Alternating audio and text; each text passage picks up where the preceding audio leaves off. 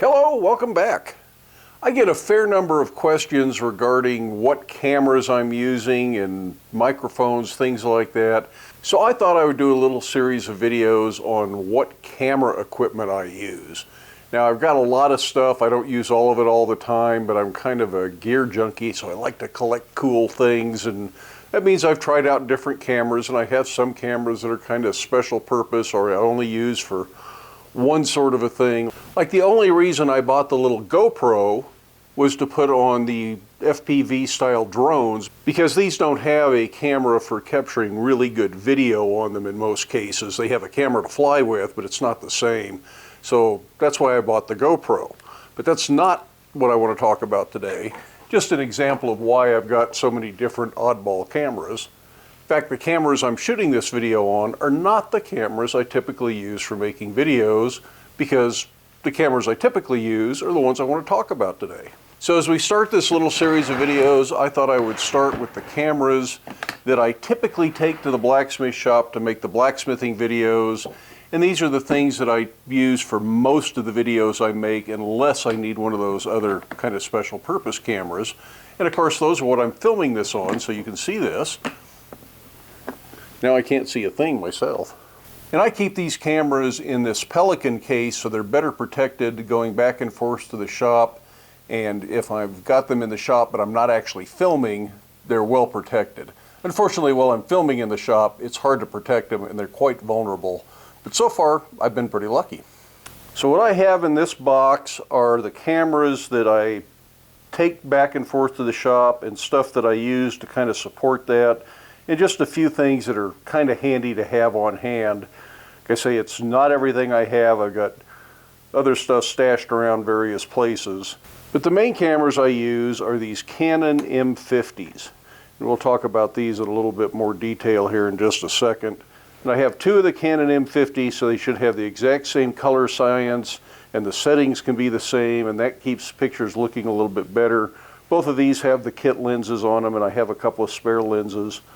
Then my microphone that I use most of the time is the RodeLink wireless system, and it has a transmitter that you wear on your belt that goes to a receiver that goes on the camera, and it uses a lav mic. As a backup microphone, I've really started to like this Deity V-Mic Pro. It's a really good microphone, mounts on the camera. But I don't know that I find it quite as good for capturing my voice as I do the lav mic. It picks up too much background noise. I have a separate sound recorder here. It's a Tascam DR05, and I don't use that very much, but every now and then there's just something else I want to capture sound on, and this is a pretty good recorder, and it's pretty easy to import sound from this into the video. I have a lens cleaning brush, a wind muff for the sound recorder, just some little accessory items in here just because they fit, not because I use them all that much. A dusting bulb for blowing dust off the lenses. I keep a charging brick. It has 4 USB charging ports here so that I can charge up various things if I'm working in the shop. And a separate battery charger if I don't have power. Dead batteries are a real hassle if you're trying to film stuff. And then I keep a handful of different charging cables, various USB cables. A small Lume Cube light. Did I kill the battery on that? So that's why I carry all that charging stuff. That one seems to be completely dead. So I need to charge that up. That'd be the real pits if I was counting on using that light. And while I'm speaking of lights, I've got a little aperture light here. I don't remember what the model number is. Of course, it's not going to tell you on the side of it. This is just a nice little light with adjustable brightness and adjustable color, so you can set color on it. I tend to leave it in the bright white setting though. And there's some filters and SD cards and things like that in this pocket up there. There's a little field monitor that gives me a bigger screen to look at. Don't use it very much. It sounded like a good idea, but I hardly ever use it. So that's just pretty much what I keep in here. Oh, and spare batteries. This uses replaceable batteries, so I have rechargeable AA's that go with this Rode mic. So the Canon M50 then is my preferred camera in the shop. This is a small mirrorless camera, and I think Canon really designed this for the small YouTube maker. I think it's really been a good camera for that. Not the fanciest camera, not the highest functionality camera. It's got some real limitations. Some of those limitations I think they put in here intentionally because they wanted to sell you a nicer camera, so they didn't want to make this too functional. But it will do 4K.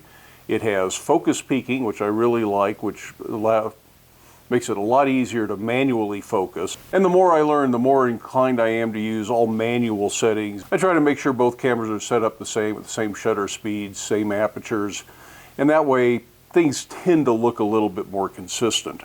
When I start mixing different cameras, like the one I'm actually shooting this video on is a Sony video camera, and these things never quite look the same. So if I ever start using 3 or 4 cameras all the time, I might break down and buy another 1 or 2 of these because things will look better. And while these are affordable cameras, they're not cheap cameras. They're pretty good cameras. These come with a 15 to 45 zoom lens. They will autofocus. Canon has really good autofocus for face detect.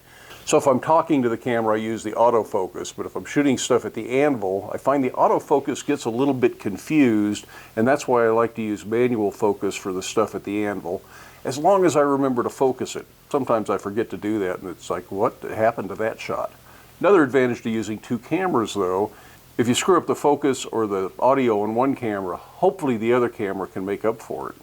These have this nice flippy screen on there. That way you can turn the screen around and you can see and make sure you're in the frame, although I don't use this much when I'm working at the anvil. I usually fold it up so I can stand behind the camera and get all the focus and the settings right, and then I don't worry about it when I'm actually working.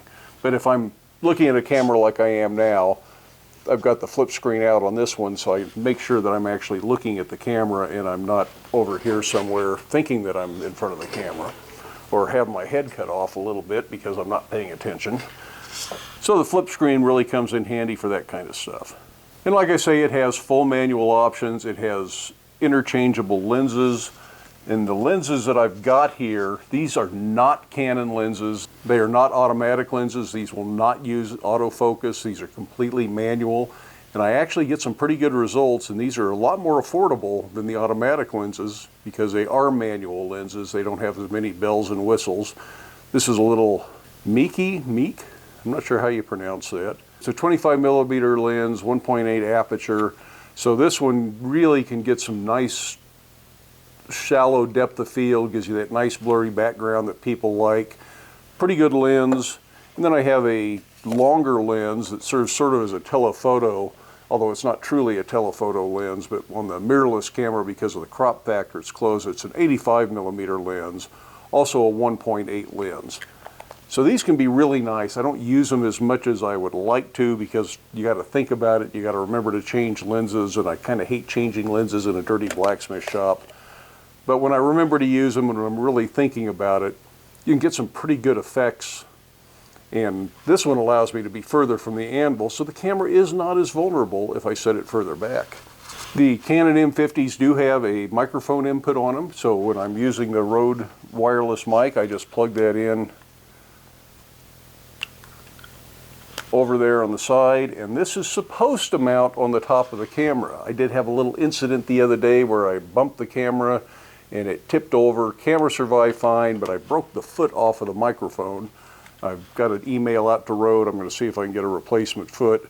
So right now I just hang it from this little bungee cord on the side of the tripod. Works just fine, but it doesn't look real good, and it's not the most convenient, but it does work.